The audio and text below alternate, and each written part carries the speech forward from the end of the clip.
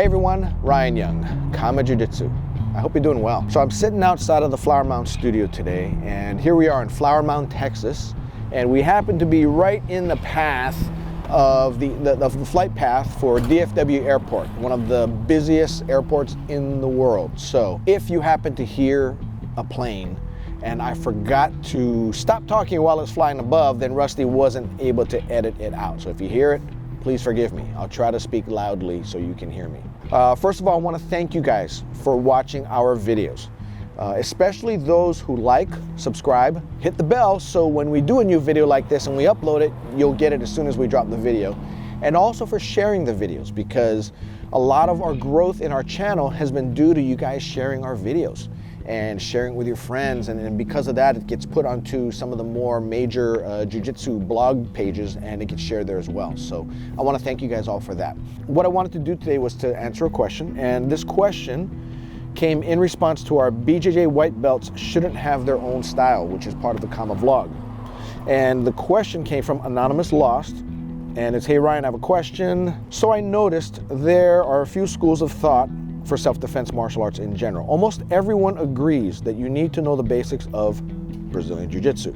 From there, it seems to get complicated though.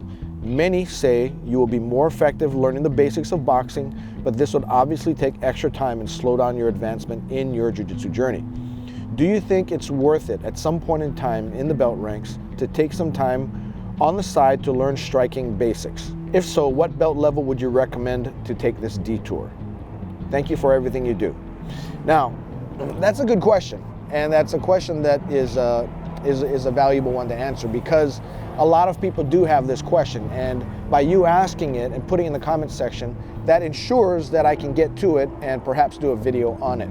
So if you have a question, chances are someone else will have that same question. So by all means, go ahead and ask your questions. So with regard to self-defense, there are two schools of thought with regard to this. Should I learn another striking art in addition to jiu-jitsu? The answer is yes and no. Yes, because it's always good to know other things to do. So for instance, if you're a jiu-jitsu guy, it's good to know boxing. And if you're a boxer, it's good to know jiu-jitsu. However, here's my take on it. I think if you're a boxer, it's more important for you to know jiu-jitsu than it is for you to know boxing if you're a jiu-jitsu guy.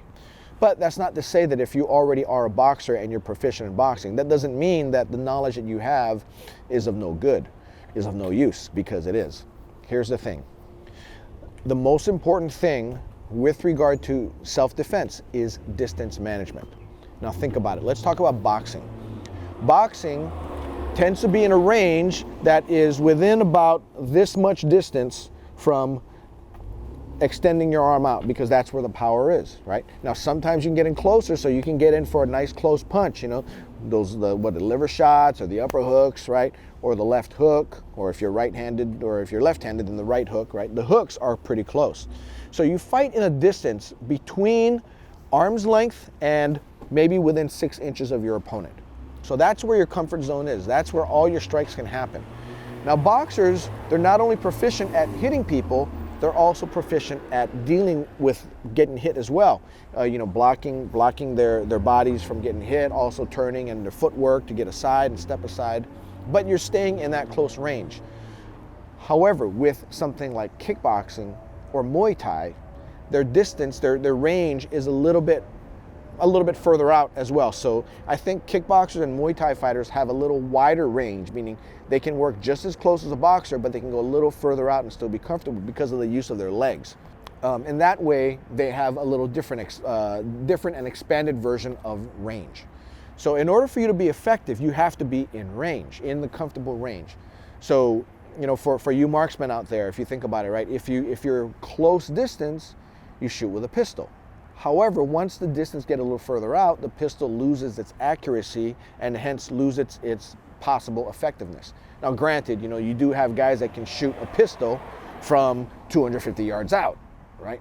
But it's more rare than the rule. However, there are people with rifles that can shoot 250 yards all day long. You know, in fact, we have people in our studio who can do 1,000-yard shots with a rifle. Can they do it with a pistol? It's possible, but it's not as likely. So that being the case, every tool has their effective range, right? The range in which they're most effective, and then further out from there, then it becomes less effective. So with boxing, being that boxers are used to using their hands and not their legs, their range is a lot closer. Kickboxers, Muay Thai, Muay Thai fighters who are used to using their legs have a little bit more of a longer range. However, with Jiu-Jitsu, being that our whole goal is not necessarily to punch or to kick our opponent. Now, granted, we do have some punches and some kicks in the arsenal. You know, we're not completely punch less or kick less. We do have some, but they're more for helping us to manage our distance and to be able to close the distance when we need to close it. We're not going to stand, or a traditional jiu-jitsu fighter is not going to stand and trade punches with a boxer, and they're not going to trade kicks with a kickboxer or a Muay Thai fighter. So as long as you understand what your range is, right? Boxers, what happens, you know, boxing matches can get kind of boring when one guy is getting the crap beat out of him, and the way he stops getting beat up is to go in and clinch his opponent, right? Then the ref has to come in, step in, break him apart, and go again, right? And then what happens is he gets lit up, and he's going to go in, he's going to lock in, he's going to clinch again. Why does he clinch? Well, because when he clinches his opponent, then he can't get hit as easily. Because in order for the boxer to hit another boxer, he needs to get an effective range, meaning about 6 inches away from his opponent, out to about arm's length. And anywhere in that range he can hit. Well, if you're the loser and you're the recipient of getting lit up by your opponent, you're going to either get further out so he can't touch you, or you're going to get way in there and get right up on him and clinch him so he can't hit you. So that's the thing with Jiu-Jitsu. Our range is we have a red zone, green zone, red zone. Red zone is where we're about 2 arms lengths out, which means that you can't punch me, and about 2 arms lengths, meaning my arm and your arm, the length of each of our arms extended, also makes it where you can't reach me with a kick as well. Now, does that mean that you can't come toward me and kick me? You could. You could close in and do it, but by me having that distance, I can more effectively stay out of range of your punches and kicks. At the same time, if you are going to kick me, I can more clearly see when a kick is coming, so I can move out of the way some. However, when it comes time to getting in, I either have to be way out or I have to be way in. So a lot of our time is spent managing that distance, staying in green zones and staying out of the red zone. In answer to that question, should I train boxing? If you're a jiu-jitsu fighter and you're doing this for self-defense, not MMA, but self-defense, or Vale Tudo, then maybe you do not want to do boxing. Because what will happen is you will now be standing in the middle of your jiu-jitsu red zone. You're going to be standing exactly where you should not be standing. What I think is that it tends to confuse people. All you're doing in your jiu-jitsu is you're doing the old Vale Tudo style jiu-jitsu.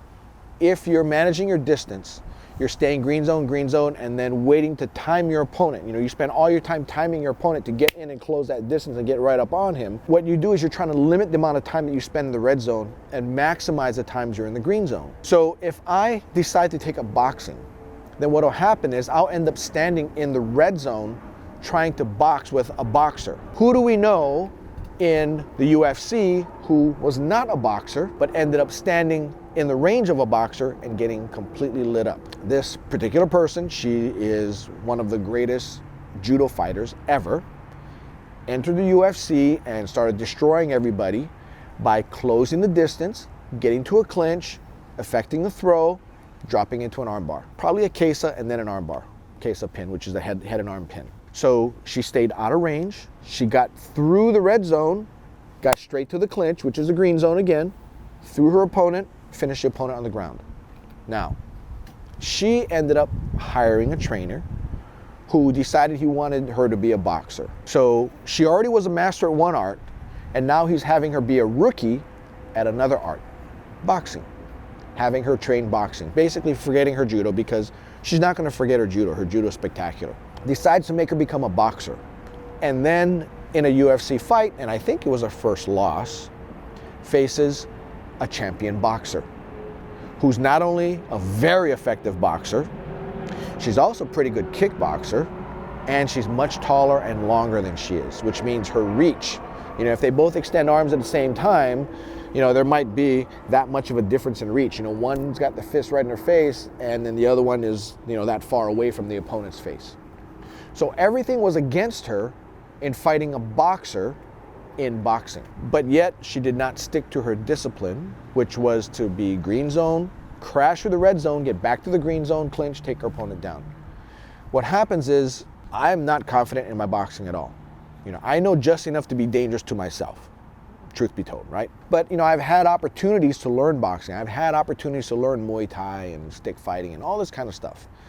But my belief was that, hey, look, I don't have Jiu-Jitsu down 100%. I am not a master of Jiu-Jitsu. I am not to where I have no more things to learn and no more things to improve in Jiu-Jitsu. So my thought was, you know, I want to be a master at one art, and I wanted to be a master at Jiu-Jitsu. So I decided to take a pass on learning how to do the other arts so that I could focus my time on doing Jiu-Jitsu. If I were to be a fighter, you know, I'd still have to try to be a master at my art and try to make to any opponent I have, make them fight my fight, not fight their fight and think I can do better, which is what this particular fighter we were talking about, we were referencing earlier, was trying to do. Was trying to be a boxer against a pro-level boxer. Not a smart idea. And so what happened was the boxer got the judoka to fight the boxing fight. So as a result, the boxer will almost always win that fight. On the other hand, if it got to a grappling match, if it got to a clinch even, then chances are the judoka would have won. But because the judoka decided to try and fight boxing, boxer lost, right? Here's another example, Chuck Liddell. Chuck Liddell is one of the greatest UFC fighters of all time. Now, he did some wrestling, but his main art was Kempo, stand-up art. You know, very good with the punches. Kicked a little bit, but very good with the punches. You know, devastating puncher.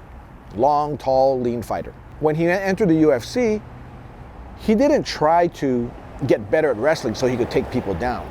He didn't try to learn Jiu-Jitsu and get to where he could submit people. His thing was, I want to make everybody fight me as a kickboxer. So what he practiced was, how do I keep people away from me? How do I keep wrestlers away from me?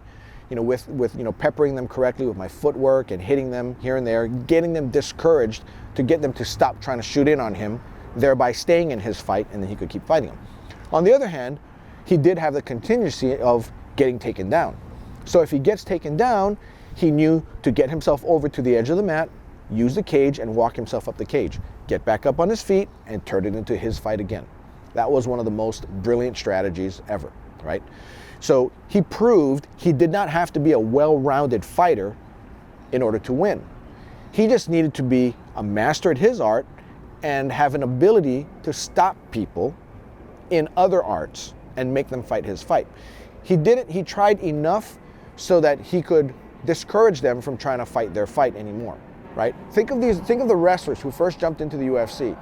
They weren't very good at submitting people, but what they were very good was taking people down. They were very good at taking people down. So they would take people down and they would just start to do the ground and pound, which was just simply an add-on feature to their wrestling, just being on top. Just be on top, keep the position, and just start to throw fists here and there. It all kind of it added on to what they were doing. A lot of them didn't try to just become stand-up fighters and boxers. A lot of them didn't try to become jiu-jitsu practitioners. They were wrestlers, and they continued to be wrestlers. And they just did what they needed to do to try to prevent a submission from a jiu-jitsu guy. And as far as the kickboxers, they had to learn how to time their entry so they could get into the clinch and take them down a lot sooner. Whereas in a collegiate wrestling match, they're not getting punched. So they just had to kind of adapt to that. They didn't try to become punchers and strikers. They instead just learned how to adapt their style to their fight and get their opponent to fight their fight. That's why you look at all the successful wrestlers in the UFC, they were all able to get people to succumb to wrestling. Long answer to your question. Should you learn another art? And if so, at what point should you? It's always good to learn jiu-jitsu from whatever art you're doing, right? So at least you have some kind of background knowledge on the ground fighting aspect if you're not going to use jiu-jitsu's methods of closing the distance and managing the distance in general, right? A golden gloves type boxer is very comfortable in a close distance, right? So why do you learn jiu-jitsu? You learn jiu-jitsu so that if somebody does clinch with you and does take you down, you're comfortable there. Now, if you want to get the fight back on your feet, you can. Get the fight back on the feet and fight where you're most comfortable. Anderson Silva was another one who did that. Black belt in Jiu-Jitsu, but also even more accomplished as a Muay Thai fighter. He would beat everybody pretty much on the feet. But if somebody did take him down, you wouldn't see him doing fancy Jiu-Jitsu. He would just keep the opponent close so he wouldn't take any damage and just hold him in guard and hope the referee would stand them back up, and then he'd be right back where he wants to be, right? And that's one of the problems I have with the UFC too, right? If a fight gets boring, then what they'll do is they'll stand it up, right? And they give it to the advantage to the stand-up fighter, right? Why do that, right? Or if a fight is standing up for so long, why not take the fight and put it on the ground, right? You know, why do it only in one direction? Why only help the stand-up fighter? Why not help the ground fighter? Well, there's a thought, right? Anyway, at what belt should you do that if you want to make the transition from Jiu-Jitsu to another art? My thinking is, once you start Jiu-Jitsu, try to master Jiu-Jitsu. Now, on the other hand, if you do the sport Jiu-Jitsu where you never start from your feet, you don't do takedowns, you don't do any kind of boxing, you don't do any kind of striking, right? No, there's no striking in your Jiu-Jitsu at all. All it is pure grappling, right? That's what people call Jiu-Jitsu these days, when, believe it or not, Jiu-Jitsu is a lot more encompassing art. But, you know, I digress. If you're only doing the ground grappling aspect, then at any time you want to, you need to learn something else, right? That was the whole reason for MMA, because the Jiu-Jitsu that was taught, or that has been taught, has been incomplete. So in order for you to be a complete fighter, you have to learn some other art. You need to learn something on the feet. You need to know how to strike on the feet. You need to learn how to take somebody down. And then you can go to your grappling. Now, think of Demian Maia. Demian Maia, world champion Jiu-Jitsu guy, right? His Jiu-Jitsu is phenomenal, right? I'm in awe every time I watch him grapple on the ground. He was on a tear, beating everybody. And then at some point, after he fought Anderson Silva, whose stand-up was better than Damian's takedowns, he kept Damian on his feet. And I think he was nice to Damian. He could have lit Damian up a lot more, but he chose not to. Well, what does Demian Maia do? He decides he wants to go enlist the help of another shootbox fighter in Wanderlei Silva to teach him how to fight on his feet. Well, he started learning how to do it, but he didn't do it for as long. You know, he didn't do it for 10, 20 years. He did it for a couple of years. And then decided to try to fight like that standing up. Well, his win-loss record didn't look as good when he was a more rounded fighter. It was better when he was a lopsided fighter, right? So he became a rounded fighter, but did worse as far as his win-loss record. So what happened was, I guess a couple of years later, decided, you know what, let me just go back to my roots, which is just fighting, you know, taking people down and fighting on the ground. And when he did that, then his fighting improved. So it just goes to show, you need to take people down to the level of your art, wherever it may be, and make your opponent fight what you're good at. Make them fight what they're not as good as you at. If they're better than you at something, you don't want to fight them there because they'll light you up. You want to fight them where they're not as good. So if you're a boxer, if you're a kickboxer, if you're a Muay Thai fighter, then yes, learn how to deal when somebody has got you clinched up. Learn how to deal when somebody's got you on the ground. Learn how to at least protect yourself on the ground so you don't get hurt on the ground and you can find a way to get yourself back up to fight in your range. But you still need to learn it. On the other hand, if you're a Jiu-Jitsu fighter, learn how to manage distance the way we do it in Jiu-Jitsu, right? Find an old-style Gracie Jiu-Jitsu fighter, a Vale Tudo fighter, and learn how to manage distance from them. If you can do that, you can stay within Jiu-Jitsu and everything will kind of blend seamlessly in there. There'll be no contradictions, right? Jiu-Jitsu, I want to stay 2 arms length apart in the green zone until I crash through the red zone and get back to the green zone again. However, I'm learning boxing now, so now I need to stand deliberately in the red zone. You're not going to be comfortable there. And if you do get comfortable there, you will start getting knocked out. The whole thing about Jiu-Jitsu was, 99 or 95 or whatever % of fights end up on the ground. So I was always taught that, yes, there is a chance I can get knocked out. By me working on my closing the distance, I'm going to play the probabilities.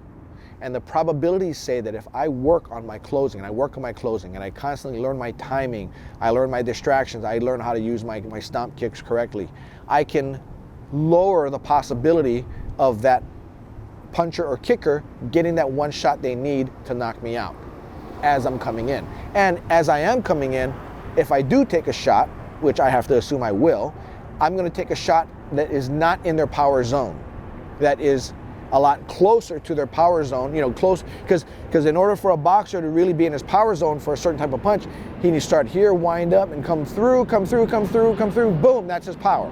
So if I can get him right when he comes to here, then, and I can squash him, then I'm gonna take a hit, but I'm not gonna take a hit at full power. Same thing with a kick. If I can come in to his kick before his kick can fully release, then I'll be good, then I'll be better off. I'll take a hit, but I can get to my clinch. That is the counter argument to the argument that says you need to be well-rounded. Now, on the other hand, if you're a kid, or if your parents as a kid had you learn multiple arts, you learn boxing, you learn kickboxing, you learn Muay Thai, you learn judo, you learn jiu-jitsu, and then you wrestled in high school, you're pretty well-rounded, but you may not be a master at one, which means that you're still gonna have to put your opponent into a realm or a world that they're not confident in. So maybe out of a level 10, you might be a level 5 in everything. Well, you might come up against a guy who's a level 10 in something, but he's a level 2 somewhere else. So you need to determine where he's at level 2 and put your level 5 against his level 2. Then you will win every time. However, if you put your level 5 against his level 10, you will lose every single time. So hopefully that helped you kind of understand decisions on whether you should cross-train. Now, like I said, it's okay. I mean, if you're a stand-up fighter, yes, you might need a cross-train. But if you're a jiu-jitsu guy and you haven't mastered it yet, don't cross-train. If you're a judo person and you haven't mastered it yet, don't cross-train. Get good at something. Get really good at something first before you start to explore out. So in answer to your question, Mr. or Mrs. Anonymous, what belt level should you start to explore? Black belt. And then be a good black belt before you explore out. Because you could be a black belt in jiu-jitsu, and then the question will be, how will I deal with a boxer? Okay, well, here's jiu-jitsu's solution against a boxer to get him to fight your game. So instead of learning boxing, learn to master that whole concept of getting a boxer to fight your game. Right? Does it make sense? Anyway, that's all I got for you. I want to thank you all for watching our channel. I want to thank you all for subscribing, for liking, and for hitting the links below. Now, this channel can always use support from its viewers. Now, just by watching and sharing it, that does help us, right? Because it helps with our ad revenue. On the other hand, if you also want to help it, you know, we got the links to our Patreon channel, right? With the Patreon channel, you can get the stuff that we're talking about here. Get those techniques, those concepts that Dave Kama and Rickson Gracie teach, you know, the invisible jiu-jitsu stuff, because it's on there, right? You can learn it, and it's not that expensive, right? Like I mentioned earlier, 50 bucks a month. Well, you spend more than that doing your jiu-jitsu or your other arts, chances are, and you're not going to be learning this stuff, probably, in the place that you're at, right? So use this as a supplement, right? If you go to a school that charges you 100 bucks a month, $50 a month more, now you're paying $150 a month. You know, a lot of people pay more than that for jiu-jitsu, and then they're still asking me, Ryan, where can I go for a self-defense school? Right? If you don't have the resources in your area, you know, there's no self-defense or there's no well-rounded jiu-jitsu school that teaches the traditional stuff or teaches all aspects of it, and your school only teaches the sport game, it's very good at it, but it only teaches the sport game, and there's nothing in your area that can do self-defense, then give it a shot. You know, get the Patreon subscription.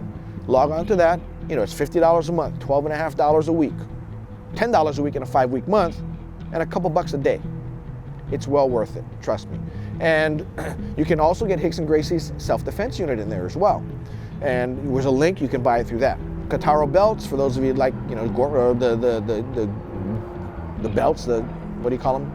Shishi belts, custom belts. The KAATARO belts are awesome. And that's all I got for you. Anyway, thanks for everything. And comment below if you have any questions. Take care now. Happy training. Bye-bye now.